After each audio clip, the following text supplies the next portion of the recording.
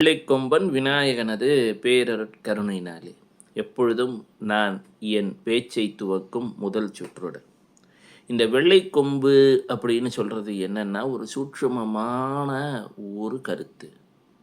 நாம் தியானத்தில் ஆழ்கிறோம்.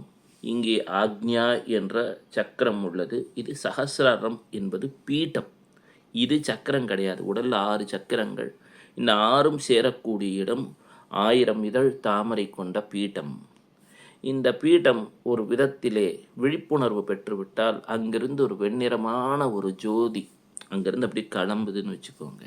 ஒரு சட்டில்லா அது உங்களுக்கு ஒரு ஆற்றலை தந்துவிடும். அது என்னன்னா யானை பலம் என்று சொல்கிறார்கள் அல்லவா, அதுதான் குண்டலியாம் சிவகுகந்தினம் காக்க என்று சொல்லக்கூடிய வகையிலே இந்த குண்டலி என்று சொல்லக்கூடிய தாயானவள் நமது மூலாதார சக்கரத்திலே ஒரு பாம்பை போல சிறிய பாம்பை போல படுத்திருக்கிறாள் என்று கற்பனை செய்து கொள்ளுங்கள்.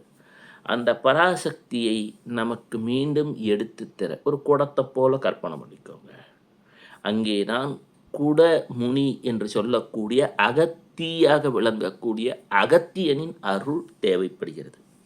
இந்த அகத்தியனின் அருள் இருந்தால் பரிபூரணமாக கணபதியின் கருணை நம் வாழ்விலே சித்தித்துவிடும்.